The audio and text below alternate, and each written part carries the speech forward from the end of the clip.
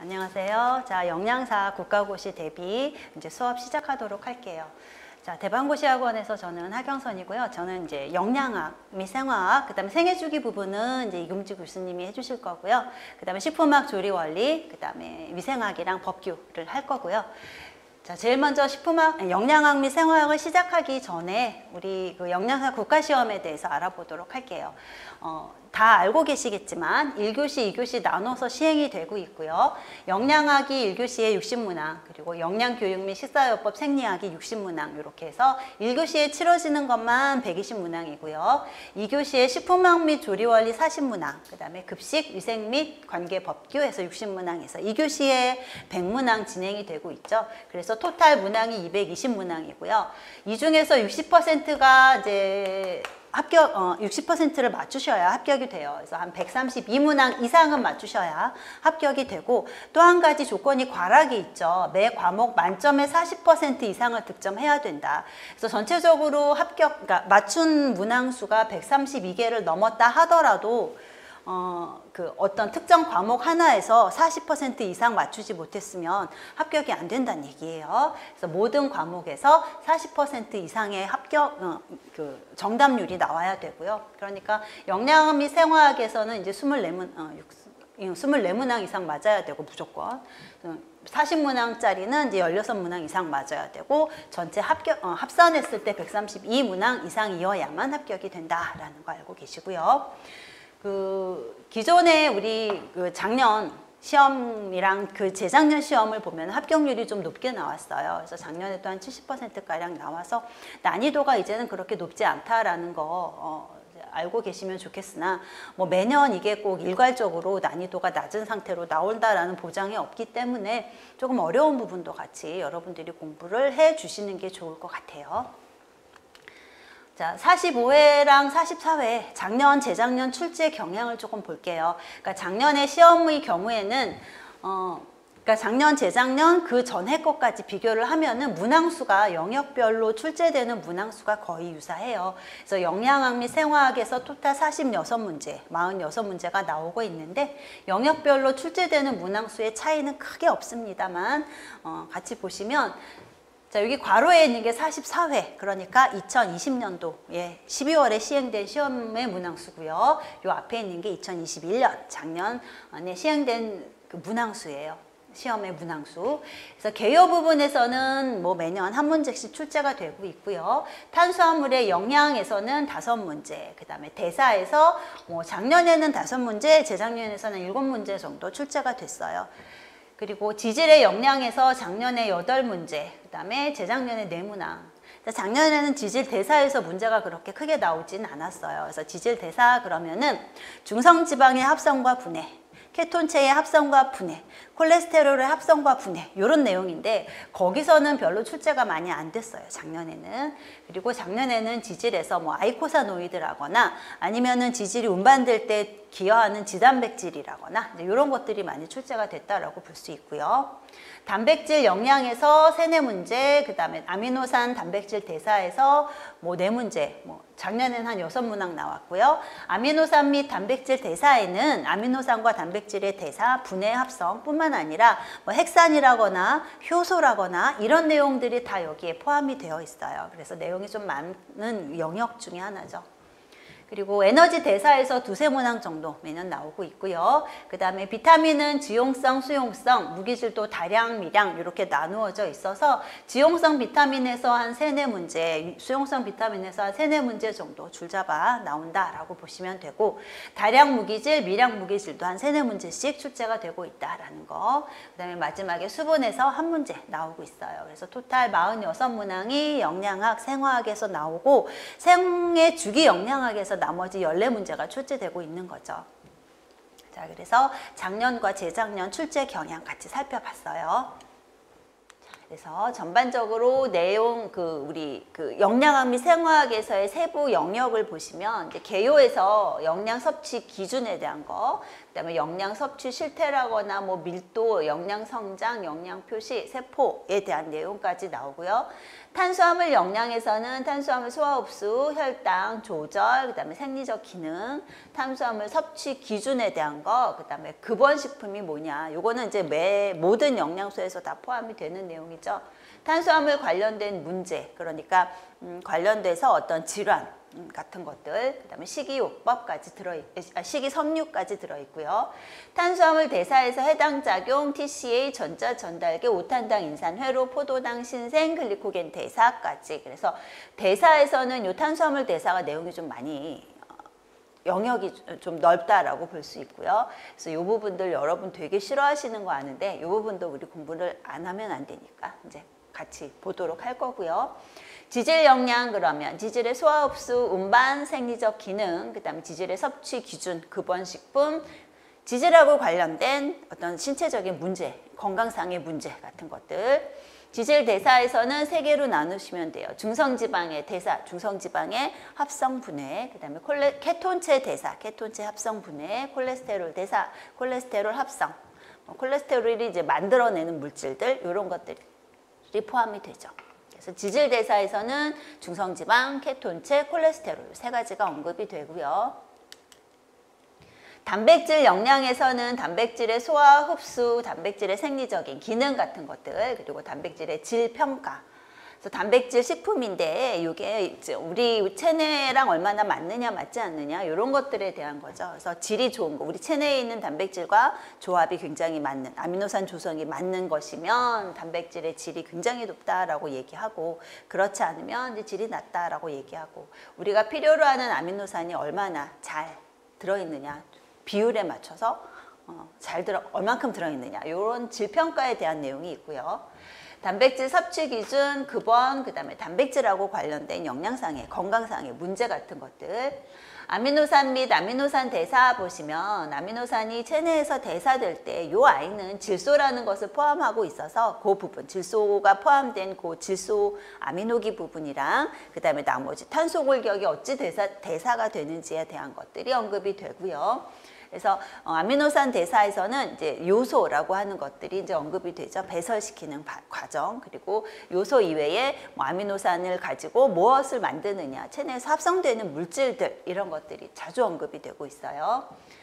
질소 배설, 질소 먹은 거랑 배설이랑 이제 비교를 하는 거죠. 그래서 균형이 어떻게 이제 맞춰져 있느냐, 어떤 상황에서 배설과 섭취의 균형이 어떻게 변화하느냐 그런 것들이 나오고요. 그다음에 핵산, 단백질 생합성, 단백질 생합성이라는 부분이 이제 결과적으로 핵산에서 나오는 얘기죠. 핵산하고 관련돼서 뉴클레오티드라는 것이 언급이 되면서 우리 몸에서 필요한 단백질을 만들 때 아미노산들이 어떤 순서로 배열이 되어야 하느냐라는 정보, 그거에 입각해서 단백질이 만들어지는 과정을 보는 거고요.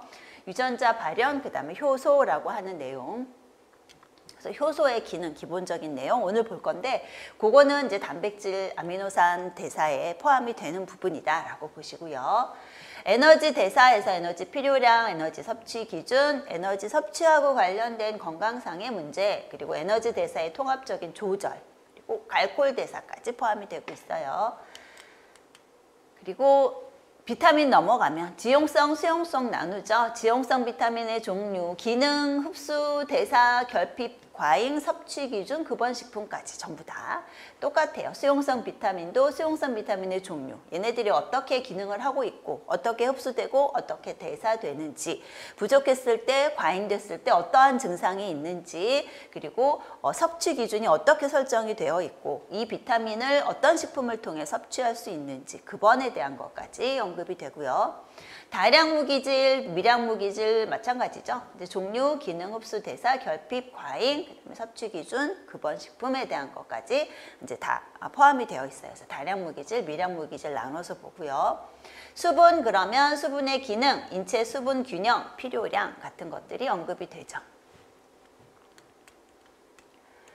자, 그래서 이제 영양학 시작하도록 할게요. 그래서 영양학의 기초부터 들어가서 이제 영양학. 공부 시작하도록 하죠. 자, 영양학의 기초 보시면 두 개로 나눠져 있어요. 개요 부분이 있고 세포 부분이 있고. 그래서 개요 그러면 한국인 영양소 섭취 기준, 그 다음에 영양 표시에 대한 내용이 있고요. 세포에서는 세포의 구조, 세포막을 통한 물질 이동, 세포의 성장 같은 것들이 포함이 되어 있어요. 자, 개요 부분 보시면 처음에 한국인 영양소 섭취 기준 나와 있죠. 가장 기본이라고 얘기할 수 있는 부분이고요. 이제 한국인 영양소 섭취 기준에 나와 있는 어떤 수치들에 대한 개념 잘 알고 계셔야 되겠죠. 한국인 영양소 섭취 기준 그러면 일단은 이것이 우리가 설정할 때, 이것을 설정할 때의 기본은 질병이 없는 건강한 사람을 대상으로 하고 있어요. 그러니까 질병이 없는 건강한 사람들은 이렇게 섭취하는 게 적절하다라고 제시하고 있는 거죠. 그러니까 환자의 경우에는 적용이 되는 내용이 아니다라는 거. 그래서 가끔 보기에 그렇게 나와요. 환자들의 식단을 계획할 때 한국인 영양소 섭취 기준에 입각해야 한다. 이런 내용들이 나오는데 환자들의 경우에는 다르죠. 어떤 사람들은 고단백 식사를 해야 되고 어떤 사람들은 저단백 식사를 해야 되고 해서 한국인 영양소 섭취 기준에 나와 있는 수치가 아니라 별도로 제시가 돼서 우리가 식단을 짜는 경우가 많아요. 그래서 질병이 없는 건강한 사람이 기준이다라는 거 꼭 기억을 하시고 건강을 최적 상태로 유지하는 데 필요한 에너지와 각 영양소의 적정 섭취량을 제시하고 있는 것이 한국인 영양소 섭취 기준이에요. 자, 그래서 여기에 나와 있는 영양소가 우리 찾아보시면 토탈 40가지, 40종의 영양소가 영양소에 대한 섭취 기준이 설정이 되어 있어요. 그래서 보시면은 에너지 다량 영양소 해서 12종, 비타민 13개, 무기질 15개 해서 40가지 영양소에 대한 섭취 기준이 제시가 되어 있고요. 보시는 것처럼 이제 여기 밑줄이 쳐져 있는 것은 2015년에는 없다가 2020년에 개정이 되면서 추가된 것들이에요. 그래서 이거는 별 의미는 없는 것이고 탄수화물이나 이제 알파리놀렌산, 리놀렌산이에요. 리놀레산, EPA 플러스 DHA 그리고 여기 보시면 요것이 이제 추가가 된 그 영양소고요. 나트륨에 대해서도 이제 섭취 기준이 좀 변경이 돼서 밑줄이 쳐져 있는 거죠. 그래서 전체가 40가지다. 그래서 이 40가지의 영양소 섭취 기준을 제시하고 있는데 그 제시하고 있는 기준 자체를 우리가 세 가지로 나눠서 볼 수 있어요. 여러분 교재에도 내용은 있는데 결핍이 우려돼서 부족할까 봐 제시하고 있는 수치가 있고 과잉이 우려돼서 너무 많이 먹어서 어떤 질환이 나올까 봐 걱정이 돼서 제시한 수치가 있고 그 다음에 식인성, 만성질환 요거 우려돼서 제시한 수치가 있고요. 그래서 세 가지로 나눠서 볼 수 있어요. 옛날에는 너무 못 먹어서 걱정스러워가지고 요거에 대한 수치만 나와 있었죠. 2005년 이전에는. 그런데 이제는 너무 많이 먹어서. 그러니까 어떤 건 적고 어떤 건 많고 불균형이라는 것들이 생기기 시작하죠. 그래서 영양 섭취에 있어서 불균형이 요즘에는 많이 문제가 되고 있어요. 어떤 거 많이 먹고 어떤 거 적게 먹고. 그래서 결핍뿐만 아니라 이제는 너무 많이 섭취되는 것도 조금 주의를 해야겠구나 해서 과잉 우려에 대한 어떤 섭취 기준이 제시가 되어 있고요. 식인성, 그러니까 먹는 걸로 인해서 생길 수 있는 만성 질환들이 있어요. 퇴행성 만성질환이나 이런 것들이 조금 걱정스러워서 제시하고 있는 내용들이 포함이 되어 있죠. 그래서 결핍 우려를 염려해서 나온 게 뭐냐면 평균 필요량 그리고 권장 섭취량 그리고 충분 섭취량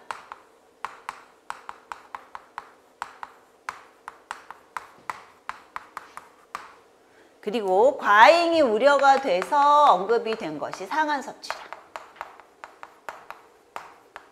그래서 너무 많이 먹으면 어떤 과잉의 어떤 증상들이 과잉증이라는 게 나타날 수 있기 때문에 최대한 여기까지만, 그 이상은 섭취하지 말고 여기까지만이라고 제시한 게 상한 섭취량이죠. 그리고 식인성 만성질환이 나올 것을 우려해서 제시하고 있는 것이 에너지 적정 비율이에요. 에너지 적정 비율이라고 하는 거. 그러니까 우리가 에너지를 섭취하는 할 때 그 에너지를 제공할 수 있는 영양소 그러면 탄수화물, 지방, 단백질이 있는데 이 탄수화물, 지방, 단백질의 섭취 비율이 굉장히 중요하다라는 얘기죠. 그래서 섭취 비율이 맞지 않았을 때 어떤 만성질환의 우려도 생긴다라고 해서 에너지 적정 비율이라는 걸 제시하고 있고요. 그리고 만성질환 위험 감소 섭취량이라고 하는 거. 이런 게 제시가 되어 있죠. 이게 만성질환 위험 감소 섭취량은 그 영양소를 섭취할 때 그 영양소 섭취와 더불어서 만성질환, 그러니까 지금 이 만성질환 위험 감소 섭취량이 제시되어 있는 게 나트륨이죠. 그러니까 나트륨 섭취하고 굉장히 밀접한 게 심혈관계 질환이에요. 그러니까 그 영양소 섭취랑 심혈관계 질환이 나트륨과 심혈관계 질환이 굉장히 밀접한 관련이 있어서 나트륨은 우리가 지금 굉장히 많이 섭취하고 있는 영양소 중에 하나예요. 그래서 나트륨에 대해서 지금 제시가 되어 있어요. 만성질환 위험 감소 섭취량이라고 하는 거. 자, 그래서 지금은 개념만 일단 결핍이 우려될 것을 염려해서 결핍될 것을 우려해서 제시하고 있는 섭취 기준, 과잉을 우려해서 제시하고 있는 섭취 기준, 그리고 식인성 만성 질환을 우려해서 제시하고 있는 섭취 기준, 이렇게 세 가지로 일단 나눠서 볼 수 있고요. 제시되어 있는 영양소는 40종이다라는 거. 한 가지씩 개념을 볼게요. 평균 필요량이라고 하면 인구 집단을 구성하는 건강한 사람들의 일일 영양 필요량의 중앙값이 평균 필요량이에요. 그래서 인구 집단의 50%에 해당하는 사람들의 하루 필요량을 충족시키는 수준이다 라고 나와 있죠. 그러니까 인구 집단이 있어요. 연령도 같고 성별도 같아요. 성별도 같은데 100명을 모아놓고 나서 이 사람들이 필요로 하는 영양소의 양을 조사를 해보면 단일 수치가 아니라 분포로 나온다는 얘기죠.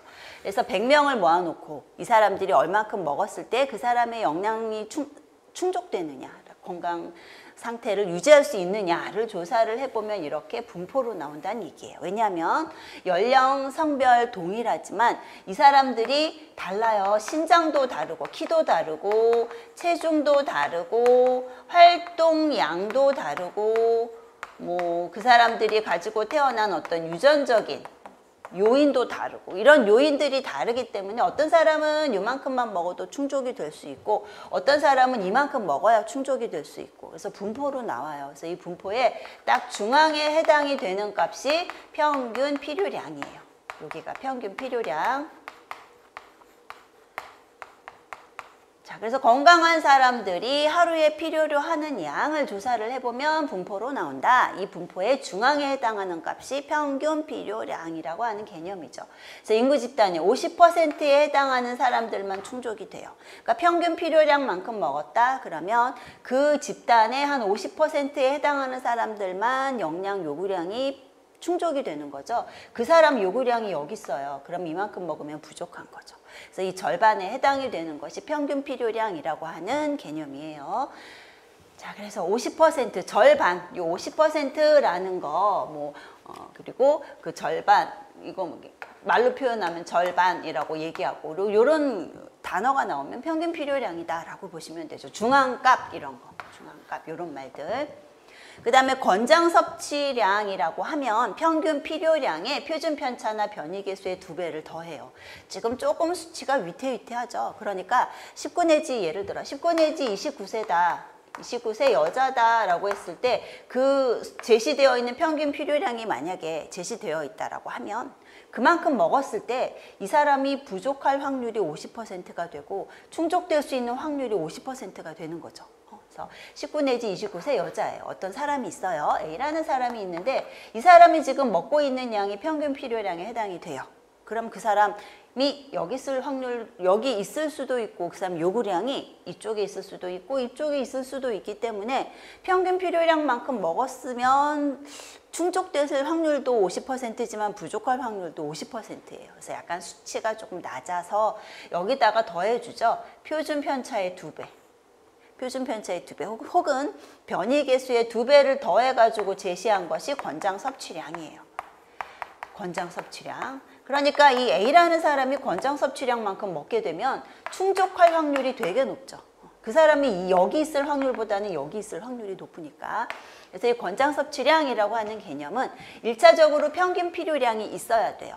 그래서 평균 필요량에다가 표준 편차나 변이 개수 2배를 더해서 정한 값이에요.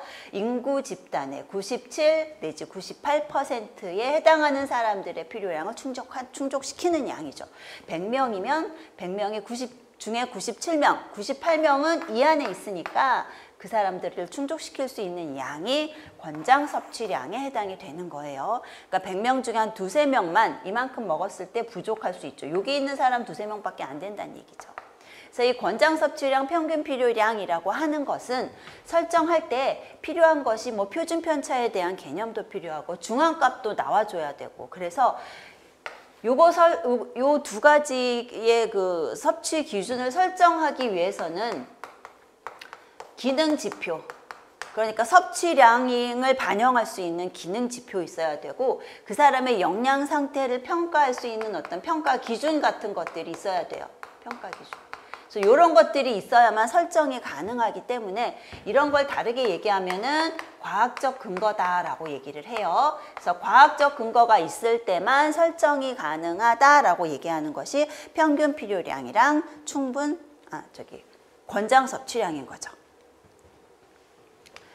자, 그러면 만약에 과학적 근거가 없어요. 과학적 근거가 없는데 수치를 제시하고 싶어요. 그럴 때 나오는 게 충분 섭취량이죠.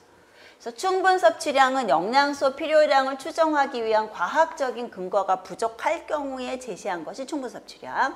대상 인구 집단의 건강을 유지하는데 충분한 양을 설정한 수치예요. 건강을 유지하는데 충분한 양. 그래서 이걸 어떻게 설정하나 하면 보통 역학조사를 해요. 역학조사. 실험조사를 하든지 아니면 관찰 연구를 하든지. 그래서 쉽게 얘기하면 건강한 사람들이 지금 그 영양소를 얼마큼 먹고 있는지를 추적을 해가지고 역학조사를 해가지고 산정을 하는 것이 충분 섭취량인 거죠. 그러니까 평가 지표, 평가 기준, 기능 어떤 지표 이런 것들이 조금 애매하고 과학적 근거를 찾기가 조금 힘들 때 나오는 것이 충분 섭취량이에요. 이거는 실험 연구나 아니면은 관찰 연구를 통해서 확인한 건강한 사람들의 영양소 섭취량 중앙값을 우리가 충분 섭취량이라고 해요. 그러니까 만약에 지금 그 사람이 충분 섭취량만큼 먹고 있어요. 그러면 부족할 확률이 몇 %고 충족될 확률이 몇 %인지 이야기할 수 없어요. 요거는 아까는 평균 필요량만큼 먹고 있으면 부족할 확률 50%, 충족시킬 확률 50%였고 권장 섭취량만큼 먹고 있으면 충족될 확률이 97 내지 98%였고 부족할 확률이 2~3%였는데 얘는 퍼센트를 확률을 얘기할 수 없는 수치예요. 확률을. 그래서 지금 영양소 섭취 기준 보면은 평균 필요량이 나와 있는 아이가 있고 평균 필요량이 나와 있어요. 그러면 모두 같이 나오나 하면은 권장 섭취량도 무조건 같이 나와요.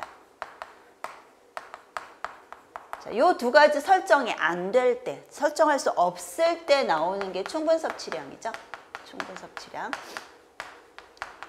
그래서 요거 아니면 요거예요. 나와 있는 게 충분 섭취량이 나와 있는 영양소, 다량 영양소 중에서는 이제 식이섬유, 수분, 그 다음에 지방산에 해당하는 것들이 있었어요. 리놀레산, 알파리놀렌산, EPA, DHA까지. 여기가 충분 섭취량. 비타민 중에서는 지용성 비타민 중에서 A 빼고 전부 다 D, E, K 요 세 가지가 충분 섭취량이 나와 있어요. 비타민 A는 뭐가 나와 있을까요? 그러면 요게 나와 있는 거죠. 요거. 그 다음에 비타민 중에서 수용성 비타민 중에서는 약간 언저리에 있는 것들이 있어요. 그러니까 비타민 B군, C군 하고서 B군의 일종이긴 한데 약간 뒤쪽에 나와 있는 애들 판토텐산이나 비오틴 같은 것들이 충분 섭취량 설정되어 있고요. 그 다음에 무기질 중에서는 나트륨, 염소, 칼륨, NA가 나오면 왠지 CL도 나올 것 같죠. 우리 체내에서 기능상 NA랑 반대인 거, 나트륨의 어떤 약간 반하는 역할을 하는 게 칼륨이에요. 그래서 요거 세 개가 충분 섭취량. 그 다음에 불소, 망간, 크롬, 불망크 해가지고 세 가지. 그래서 여기까지가 충분 섭취량이 설정되어 있는 영양소예요. 그래서 작년 기출의 1번 문제가 그거였죠. 상한 섭취량 설정되어 있지 않은 거.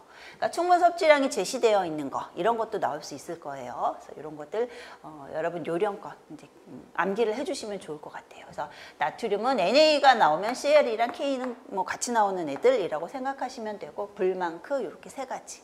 그다음에 수용성에서는 판토텐산, 비오틴. 지용성 중에서는 A 빼고 전부 다 충분 섭취량이다 라고 기억하시고요. 그 다음에 상한 섭취량이에요. 이제는 너무 많이 먹어서 유해할 수 있어서 제시한 수치죠. 그러니까 최대한 여기까지만 먹고 그 이상 섭취하지 마세요 라는 개념이 상한 섭취량이에요. 인체 건강에 유해 영향이 나타나지 않는 최대, 요거 최소로 바꿔놓으면 다 틀려요. 최대 영양소 섭취 기준으로 과량 섭취로 인한 유해 영양의 과학적 근거가 있어야 돼요. 그러니까 많이 먹었을 때 과잉증이라고 하는 어떤 증상을 확연하게 보이는 그런 영양소에 대해서만 설정이 되어 있는 것이 상한 섭취량이죠. 그래서 최대 여기까지, 그 이상은 먹지 않는 게 좋겠어요 라는 개념이 상한 섭취량이고요. 과하게 먹었을 때 유해 영향이 나타났다 라는 어떤 정확한 근거가 있을 때 설정되는 게 상한 섭취량이죠. 상한 섭취량이 제시되어 있는 영양소 알고 계셔야죠.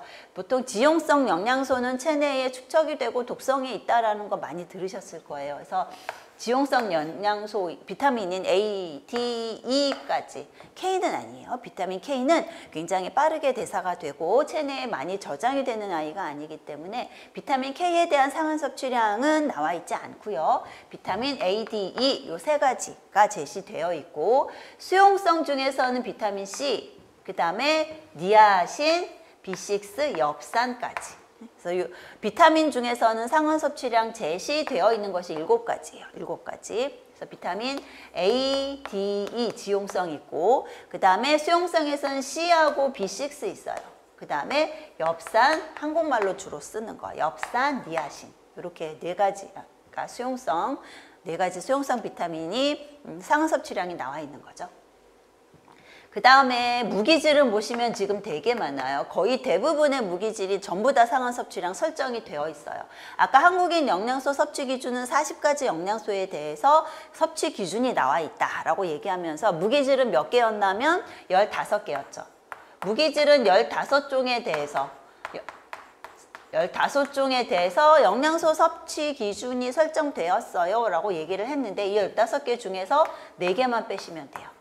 4개만 빼고 나머지 11종이 상한 섭취량 설정되어 있는 거. 그럼 빠지는 애만 기억하시면 되겠죠. 빠지는 애 누구냐면 Na 하면 같이 나오는 거, 염소, 그 다음에 칼륨, 그리고 하나가 크롬이에요. 크롬. 해가지고 요 4가지만 빼고 나머지 11가지는 전부 다 상한 섭취량이 있다. 이렇게 기억을 하시는 게 더 편하시겠죠. 그죠? 자, 그래서 상한 섭취량 나와 있는, 제시가 되어 있는 그 영양소, 그러니까 전체 18가지예요. 비타민 7개, 무기질 11개. 그래서 18가지 영양소에 대해서 상한 섭취량 제시되어 있다라고 기억하시고요.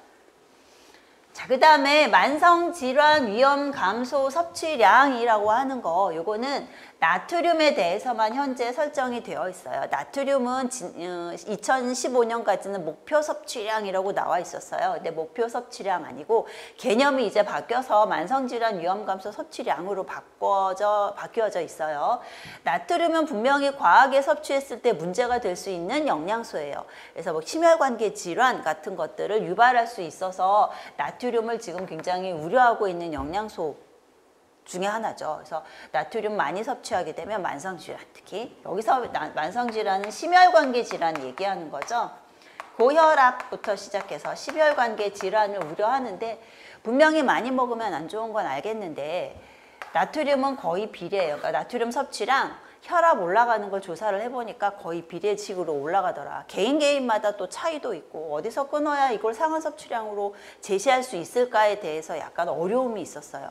그리고 외국에 있는 자료를 그러면 갖다 써볼까? 근데 외국인이랑 우리랑 어떤 차이, 우리는 또 젓갈이나 김치류나 이렇게 나트륨이 많이 포함된 음식을 옛날부터 먹어왔는데 그들과 우리가 같을까에 대한 또 그 의구심도 있고, 그래서 외국에 있는 자료를 갖다 갖다 쓰기도 그렇고 어디서 잘라야 될지는 잘 모르겠으나 분명히 많이 먹으면 안 좋고 뭔가는 제시를 해야겠고 그래서 나온 게 지금 만성질환 위험 감소 섭취량이다라고 보시면 돼요. 그래서 요거는 건강한 인구 집단에서 만성질환의 위험을 감소시킬 수 있는 영양소의 최저 수준의 섭취량을 얘기해요. 최저 수준. 최저 수준. 그래서 이게 목표는 아니에요. 분명히 목표로 삼아라 라는 얘기는 절대 아니고 최저 수준인데 읽어보시면 기준치보다 높게 섭취할 경우 전반적으로 섭취량을 줄이면 만성질환에 대한 위험을 감소시킬 수 있다라는 근거를 중심으로 도출된 섭취 기준.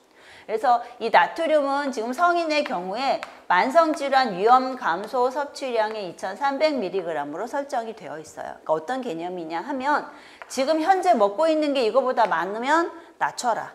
어디를 목표로 낮춰라는 아니고 이거보다 많이 먹고 있으면 낮춰라. 그러면 만성질환에 대한 위험을 감소시킬 수 있을 것이다 라는 개념이에요. 그래서 이거보다 지금 많이 먹고 있으면 낮춰. 좀 덜 먹어야 해 라는 개념인 거죠. 2300에 맞춰라 가 아니라 이거보다 많이 먹고 있으면 낮추세요. 그게 만성질환 위험 감소 섭취량이에요. 그래서 영양소의 어떤 최저 수준의 섭취량을 의미하고 요거보다 많이 먹고 있을 때 낮추면 만성질환의 위험을 감소시킬 수 있다라는 개념인 거예요. 그게 만성질환 위험 감소 섭취량이라고 하는 거죠. 한국인 영양소 섭취 기준에서 제시한 기준치, 아까 이야기한 거죠. 결핍의 위험을 예방하기 위해서 세 가지, 권장 섭취량, 평균 필요량, 충분 섭취량 나와 있고요. 과잉 섭취의 위험을 예방하기 위해서 상한 섭취량 나와 있고요. 식인성의 만성질환 위험 감소를 위해서 나와 있는 것이 에너지 적정 비율, 탄단지 비율 퍼센트 있죠. 그거하고 만성질환 위험 감소 섭취량이 있는 거예요. 그 다음에 에너지 필요 추정량이라고 하는 것은 우리 체내에서 필요로 하는 에너지 양, 칼로리, 킬로칼로리가 어느 정도인지를 제시하고 있는 거죠. 전 연령층에 다 에너지 필요 추정량 나와 있고요. 평균 필요량에 해당하는 값이다. 이것도 굉장히 자주 언급이 되는 거죠. 그러니까 19 내지 29세 여자예요. 그러면은 얼마를 먹어야 된다라고 나오냐면 평균 그러니까 에너지 필요 추정량이 2000kcal입니다 라고 나와요. 이 2000이라고 하는 개념은 평균 필요량에 해당되는 양이란 얘기죠. 권장 섭취량 아니라 아까 권장 섭취량은 평균 필요량에 표준 편차 혹은 변이 계수의 2배를 더해 준 거. 권장 섭취량은 그러니까 평균 필요량에 플러스 알파 해준 거예요. 요거는 플러스 알파 안 한다는 얘기예요.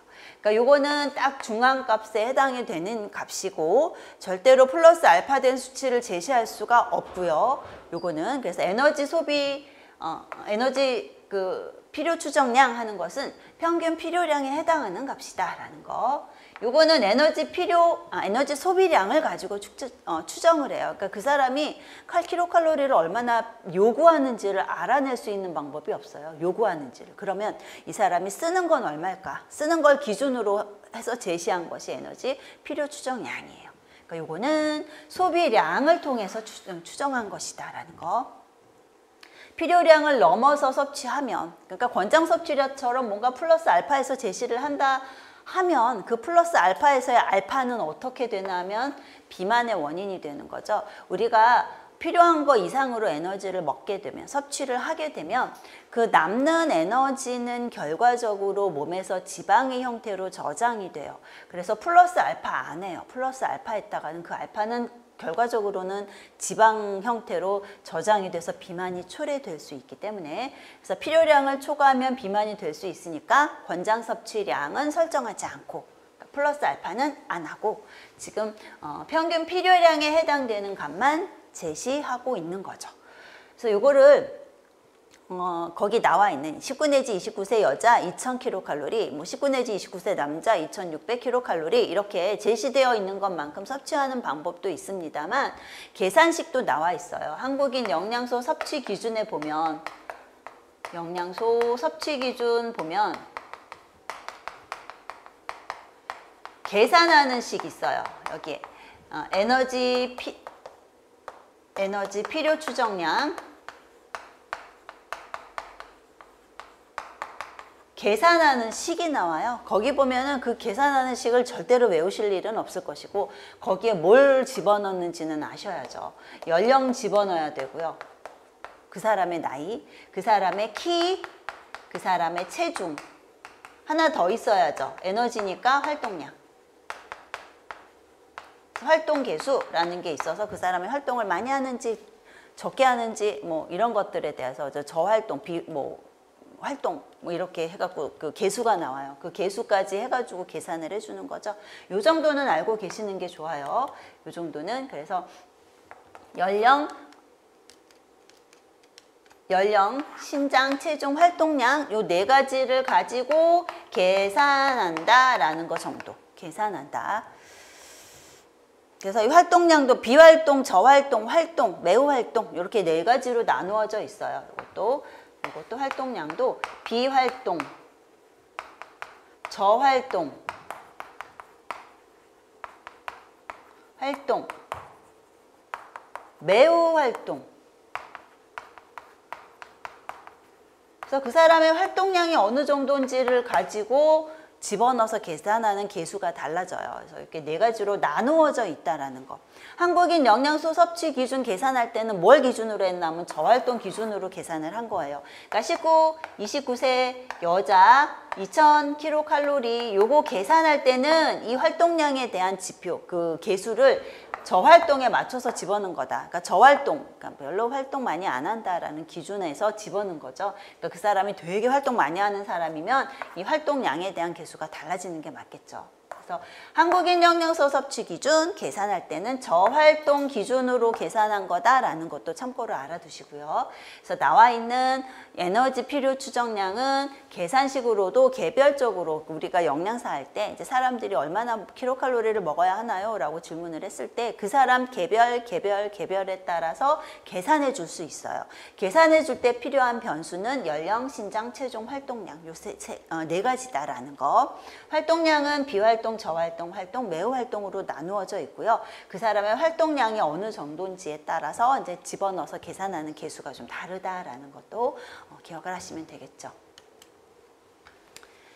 자, 한국인 영양소 섭취 기준에 나와 있는 킬로칼로리는 저활동 기준이다라는 것도 보시고요. 자, 그다음에 한국인 영양소 섭취 기준의 활용 내려가서 그 아랫부분 볼게요. 식사 평가할 때, 식사 계획할 때 한국인 영양소 섭취 기준을 써요. 개인의 식사를 평가할 때는 영양소 섭취 기준에 따라 식사의 적절, 부적절 여부를 평가해요. 그 사람이 지금 섭취하고 있는 영양소가 평균 필요량 혹은 권장 섭취량 대비해서 어느 수준이냐를 보고 그 사람의 식사가 적절한지 부적절한지의 여부를 보통 확률로 얘기하죠. 충분히 섭취하고 있을 충족될 확률이 높습니다. 충족될 확률이 낮습니다. 이렇게 얘기를 해줘요. 그래서 우리가 개인의 식사를 평가할 때에도 이제 충분하십니다. 아닙니다. 단정져서 얘기할 수 없어요. 아까도 얘기했죠. 분포로 나온다. 어떤 사람은 여기 있고 어떤 사람은 여기 있고. 그래서 그 사람이 지금 먹고 있는 게 평균 필요량만큼 먹고 있다라고 얘기를 하면 충분하실 확률이 50%시고요. 넘어가실 확률이 그러니까 충족되지 않을 확률이 50%입니다. 라고 얘기할 수밖에 없어요. 그 개인의 요구량을 모르기 때문에. 그래서 보통 적절합니다. 그러니까 적절할 가능성이 높습니다. 부적절할 가능성이 높습니다. 이렇게 우리가 확률을 얘기를 해주는 거죠. 집단의 영양 상태 평가할 때도 한국인 영양소 섭취 기준을 써요. 영양소 필요량을 충족시키지 못하는 사람의 비율을 구하는 거죠. 그 집단에 있는 사람들이 지금 얼마나 섭취하고 있는지 섭취량을 조사한 다음에 평균 필요량보다 못 먹는 사람, 평균 필요량보다 적게 섭취하는 사람이 몇 %고 상한 섭취량보다 많이 섭취하는 사람이 몇 %인지를 우리가 계산을 해요. 그러니까 구해요. 그래서 비율을 이제 구한다라고 얘기를 하는 거죠. 집단의 식사 평가할 때 권장 섭취량은 안 써요. 권장 섭취량은 집단에다가는 이거 잘 적용 안 해요. 권장 섭취량은 원칙적으로 쓰지 않는다라는 거. 권장 섭취량은 쓰지 않아요. 뭐 할 때? 집단의 식사 평가할 때. 수치가 너무 커요. 그래서 이거 가지고 하면은 부족하게 먹고 있다라고 얘기할 수 있는 사람이 너무 많아지는 거죠. 그래서 권장 섭취량은 집단 식사를 평가할 때는 쓰지 않아요. 그래서 평균 필요량 아니면은 어쩔 수 없이 충분 섭취량 그리고 상하 섭취량 가지고 비율을 구한다라는 거. 부족한 사람의 비율 몇 퍼센트, 너무 많이 먹는 사람 비율 몇 퍼센트 그렇게 평가를 하는 거죠. 그다음에 식사 계획할 때 개인의 식사 계획이 있고 집단의 식사 계획이 있어요. 개인의 식사를 계획할 때는 평균 필요량 권장 섭취량 또는 충분 섭취량과 비슷하게 섭취하는 사람 그리고 상하 섭취량 미만으로 섭취하지 않게 상하 섭취량 미만으로 섭취하게 그렇게 식사를 계획한다는 얘기죠. 그래서 권장 섭취량이나 충분 섭취량과 비슷하게 섭취하게 하고 상하 섭취량 넘어가지 않게 계획을 해요. 집단의 식사 계획을 할 때도 평균 필요량 미만인 사람의 비율을 최소화, 하나도 없게 하긴 힘들어요. 최소화하는 거. 그 다음에 집단의 섭취량 중앙값이 충분 섭취량이 되도록 상하 섭취량 넘게 섭취하는 사람의 비율도 최소화하는 것을 목표로 해서 집단의 식사 계획을 해요.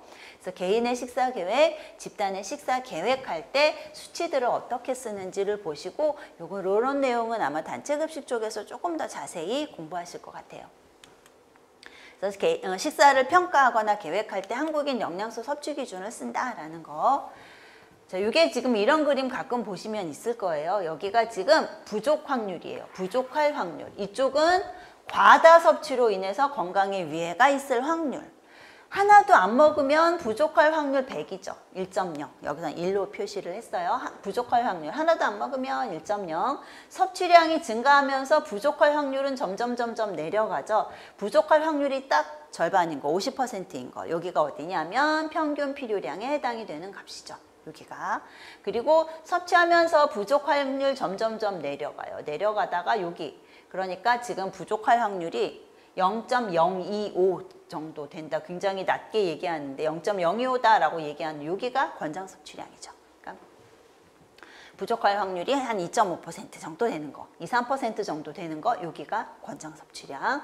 그래서 권장 섭취량 넘어가면 이제 거의 부족할 확률이 없다라고 볼 수 있는데 먹다가 이제 점점 먹는 양이 너무 많아지면 과다 섭취로 인한 건강 위해가 높아질 확률이 그 다음엔 올라가는 거죠. 그 다음에 그래서 과다 섭취로 인한 건강 위해 확률이 높아질 때까지 높아지기 바로 직전 여기가 상한 섭취량에 해당이 돼요. 최대 여기까지만 먹으라고 얘기를 하죠. 여기가 상한 섭취량. 그래서 충분 섭취량은 우리 역학조사로 조사를 한 거기 때문에 확률로 어디를 얘기하기가 좀 어렵다라고 얘기를 했죠. 그래서 요 정도 여기쯤 어디일 것이다. 권장 섭취량이랑 유사하게 약간 여기 어디쯤일 거다라고 얘기하는 게 충분 섭취량이에요. 그래서 평균 필요량 밑으로 먹고 있으면 너무 낮으니까 평균 필요량 밑으로 먹는 거는 피해야 될 것이고 평균 필요량과 권장 섭취량 사이로 먹으면 조금 불안하죠. 여기도. 그래서 되도록이면 피하지만 여기는 그래도 허용이 가능한 거. 권장 섭취량 이상으로 먹는 것이 가장 적당하다. 개인으로 봤을 때는 적당하다라고 얘기하는 거고요. 상한 섭취량 이상 먹게 되면 너무 높아서 건강 위해 확률이 높아지니까 피해야 한다라고 나와 있죠. 그래서 이런 표도 참고로 보시고요. 자, 그 다음에 한국인 영양소 섭취 기준하고 관련돼서 에너지 적정 비율이 나와요. 우리가 만성질환, 식인성 만성질환의 어떤 위험을 감소시키기 위해서 고려해야 되는 것 중에 하나가 이 에너지 적정 비율이죠. 그래서 건강상에 문제가 있는 사람들 조사를 해보면 얘네들의 비율에 이상이 있더라라고 여겨져서 비율에 맞춰서 섭취를 하는 것이 가장 바람직하다라고 보는 거죠. 그래서 에너지 적정 비율은 1에서 2세, 3에서 18세, 19세 이상 이렇게 세 가지로 나누어져 있는데 실질적으로 3에서 18세 이상, 3에서 18세랑 19세 이상은 수치가 거의 유사해요. 근데 여기가 다르죠? 포화지방산. 그래서 1, 2세에서는 탄수화물 55에서 65, 탄수화물은 다 똑같죠. 55에서 65%가 적절하다라고 보고 전체 에너지 중에 탄수화물이 차지하는 비율은 55에서 65%가 적절하고요. 단백질은 7에서 20%가 적절하고요. 이것도 동일해요. 그러니까 탄수화물이나 단백질은 전 연령층에서 에너지 적정 비율 동일하고요. 지방의 경우에는 총 지질 총 에너지 차지하는 비율이 1에서 2세는 20에서 35%로 좀 많죠. 그 다음에 3에서 18세, 19세 이상은 15에서 30%로 동일하고 여기만 다르죠. 그러니까 1, 2세 정도 되는 애기들은 위가 작아서 얘네들이 필요로 하는 에너지를 섭취하려면 약간 에너지가 농축된 형태가 좀 들어가는 게 나은 거죠. 그래서 지질이 차지하는 비율이 조금 높아요. 그래서 20에서 한 35% 정도 차지한다라는 거. 그리고 이제 모유에 들어있는 지질의 양을 감안했을 때도 이 정도가 적절하다라고 보는 거죠. 그래서 20에서 25, 그 다음에 나머지는 15에서 30, 5배요. 그 다음에 포화지방산은 3에서 18세면은 8% 미만이고요. 19세 이상이면 7% 미만. 그리고 트랜스 지방은 1% 미만으로 섭취하는 게 적절하다. 이 표도 기억하셔야죠. 그래서 비율 잘 기억하시고요. 총 당류 섭취량은 총 에너지 섭취량의 10에서 20% 정도. 우리가 당류라고 얘기하면 기본적으로 입에 들어갔을 때 달다라고 느껴지는 게 당류예요. 그래서 당은 다당류가 아니라 단당류나 이당류 형태인 아이들을 얘기해요. 단당류나 이당류. 그래서 단당류나 이당류인 애들이 달죠.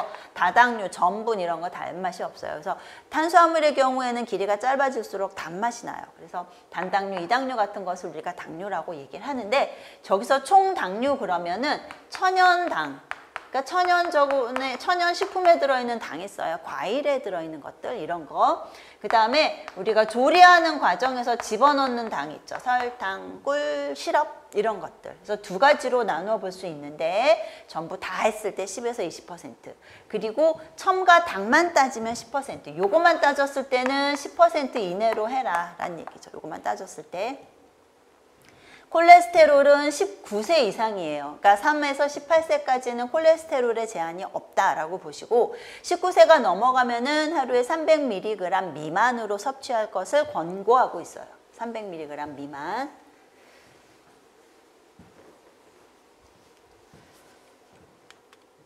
연령별 열량 영양소 섭취 기준이 지금 어떻게 설정이 되어 있는지를 그냥 한 가지만 그러니까 표로 그냥 하나로 정리를 했어요. 탄수화물, 단백질, 지방이 지금 0에서 5개월, 6에서 11개월인 영아들 그리고 1세 이후부터 설정되어 있는 섭취 기준에 어떤 제시되어 있는 수치들이 어떻게 나와 있냐면 0에서 5개월의 경우에는 충분 섭취량이에요. 얘네들은 모유 가지고 추정할 수밖에 없죠. 얼만큼 먹었을 때 건강한지를 추정할 때 모유에 들어있는 거 가지고 추정할 수밖에 없어요. 그래서 충분 섭취량, 과학적 근거보다는 역학조사로 충분 섭취량 제시되어 있는 거죠. 그리고 6에서 11개월에는 충분 섭취량, 탄수화물은 충분 섭취량, 지방도 충분 섭취량, 단백질은 평균 필요량과 권장 섭취량이 여기서부터 나와 있어요. 그리고 탄수화물은 평균 필요량, 권장 섭취량 전 연령층에 지금 그러니까 1세 이후에는 제시가 되어 있죠. 평균 필요량, 권장 섭취량. 그 다음에 에너지 적정 비율 아까 55에서 65% 나와 있었고 단백질은 똑같아요. 평균 필요량, 권장 섭취량. 그 다음에 에너지 적정 비율 7에서 20% 나와 있었고 지젤은 그냥 여기는 에너지 적정 비율만 있어요. 얘는 어떤 제시되어 있는 수치가 없죠. 뭐 평균 필요량, 권장 섭취량, 충분 섭취량 전부 안 나와 있는 게 지질이에요. 그래서 지질 중에서 일부 지방산에 대해서 충분 섭취량이 있기는 합니다만 그냥 토탈, 총 지방에 대해서는 얼만큼 섭취해라 라고 나와 있는 게 에너지 적정 비율밖에 없죠. 그 다음에 식사 구성안이라는 거 있어요. 우리 한국인 영양소 섭취 기준에 보면은 식사 구성안이라는 게 나와 있고요. 이 식사 구성안이 올해 개정이 됐어요. 올해. 그래서 식사 구성안은 1차적으로 식품을 6가지 군으로 나누죠. 곡류군 있고 고기, 생선, 계란, 콩류군 있고 여기 견과류 포함된다라는 거. 이 견과류가 이제 우리 식품 교환표에는 얘네들이 아마 유지 쪽에 있을 거예요. 그래서 이 견과류가 어디 포함이 되어 있는지가 우리 식품 교환표랑 한국인 그 영양소 섭취 기준에 있는 식사 구성안이 좀 차이가 좀 있어서 요거 견과류 여기 들어있다라는 거 한번 강조를 했고요. 채소류, 과일류, 우유, 유제품류, 유지당류 이렇게 6가지 식품군으로 나누어져 있어요. 곡류, 고기, 생선, 계란, 콩류, 채소류, 과일류, 우유, 유제품류, 유지당류. 그리고 여기 뭐가 있나 하면 1인 1회 분량 있어요. 사람들이 보통 한 번에 먹을 때 얼만큼 먹는지 그 양. 그래서 1인 1회 분량이라는 게 나와 있죠. 그래서 밥은 뭐 210g 한 공기 뭐 이렇게 나와 있죠. 그래서 이런 어떤 1인 1회 분량에 대한 내용들이 각 식품군별로 대표 식품에 대해서 제시가 되어 있고요. 그 다음에 권장 식사 패턴이라는 거 나와 있죠. 우리 권장 식사 패턴은 이렇게 되어 있어요. 그래서 A타입, B타입 있고요. 각 몇 회씩 먹는 게 적절하냐. 우리 1인 1회 분량 나와 있다 그랬죠. 그렇게 횟수로 따졌을 때 몇 회를 먹는 게 적절하냐를 제시해 주고 있어요. 그래서 뭐 예를 들어 2000kcal다 그러면 공유는 하루에 3회. 아까 1회가 밥 210g이었죠. 그러니까 하루에 밥 3공기, 210g씩 3번 먹어라. 이런 식으로 권장 식사 패턴이 나와 있어요. 그래서 각 식품군별로. 그래서 우유나 유제품은 2번, 뭐 이런 식으로. 그래서 A타입, B타입 있어가지고 A타입은 유제품이 2번이죠. B타입은 유제품이 1번이고. 그래서 A타입은 좀 어린 아이들, 청소년까지는 A타입. 그 다음에 성인부터는 B타입을 써요. 그래서 우유가 2번이냐, 한 번이냐를 가지고 우리가 A타입, B타입으로 구별을 해 놓고 있는 것이 권장 식사 패턴이에요. 우리가 이걸 가지고 실질적으로 식사, 메뉴 짜죠. 메뉴, 식단. 자, 그래서 권장 식사 패턴이라는 거 나와 있고요. 거기 보면 식품 구성 자전거라는 것도 나와 있어요. 요 내용은 아마 단체 급식에서 자세하게 보실 것 같아요. 권장 식사 패턴 이런 것들.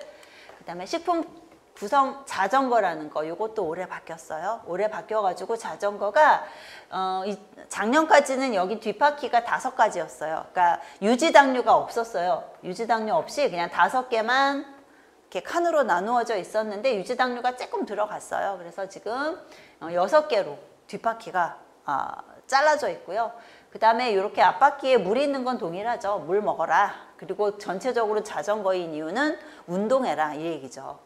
그리고 달라진 게 배경이 들어갔어요. 식사 구성원에 달라진 거. 그래서 2가지 그 컨셉으로 해서 하나는 시골 풍경, 하나는 도시 풍경에서 그림 들어간 게 있고 여기 문구가 들어갔어요. 그게 좀 차이가 있죠. 그래서 달라진 점이 식품 구성 자전거 뒷바퀴에 칸이 6개, 6가지 식품군이 다 들어가 있다라는 거 달라진 점, 배경 들어가 있고 그 다음에 문구가 들어가 있고. 그래서 이 문구가 영어인 버전이 있어가지고, 그러니까 토탈 4개인 거죠. 한글로 된 거, 뭐 이런 건 시험에 나올 것 같지는 않은데, 한글로 된 거, 영문으로 된 거, 그리고 한글로 됐는데 도시 배경인 거, 시골 배경인 거, 영문으로 되어 있는데 도시 배경인 거, 시골 배경인 거. 그래서 한 4가지 정도로 이렇게 그림이 좀 달라져 있어요. 중요한 거는 여기 뒷바퀴 6개 다 들어갔다. 그걸 기억을 하셔야 되고 대표 식품군에 있어서도 약간의 좀 차이가 있어요. 대표 식품군. 여기 들어있는 식품의 그 그림들이 조금씩 좀 달라져 있다라는 게 좀 차이점이에요. 그래서 식품 구성 자전거에 대한 거 보시면 되고요. 그래서 우리 교재에도 내용이 거기 보시면 자전거 바퀴 모양을 이용하여 6가지 식품군의 권장 식사 패턴에 맞게 섭취 횟수 분량에 따라 면적 배분한 거. 그러니까 2000kcal면 몇 회씩 먹어야 된다라는 권장 식사 패턴이 있었어요. 거기에 입각해서 칼로리를 나눠 가지고 뒷바퀴 면적을 계산을 한 거예요. 그래서 섭취 횟수 분량을 가지고 면적 배분한 거. 그래서 기존에는 여기 써 있었어요. 매일 몇 회 이렇게 바퀴에. 그것도 없어졌어요. 지금은 충분한 수분 섭취와 신체 활동을 강조하고 있다라고 하는 개념을 보시면 될 것 같고요. 저기 문구는 뭐 매일 신선한 채소, 과일과 함께 곡류, 고기, 생선, 달걀, 콩류, 우유, 유제품류, 식품을 필요한 만큼 균형 있게 섭취하고 충분히 물 섭취하고 규칙적인 운동을 통해서 건강 체중을 유지할 수 있다는 것을 표현하고 있습니다. 이런 문구 들어가 있어요. 그래서 이 문구에는 보면은 유지당류 얘기는 없어요. 유지당류. 그래서 여기 지금 채소, 과일, 곡류, 고기, 생선, 달걀, 콩류, 우유, 유제품 이렇게 5가지만 여기 문구에는 들어있고 그림에는 유지당류 이렇게 조금 있고. 자, 그래서 우리 교재에 보시면 1인 1회 분량의 평균 에너지 함량이라 그래서 곡류는 1인 1회 분량만큼 먹었을 때 300kcal, 밥 210g 300kcal인 거죠. 고기, 생선, 계란, 콩류는 1회 먹었을 때 100kcal.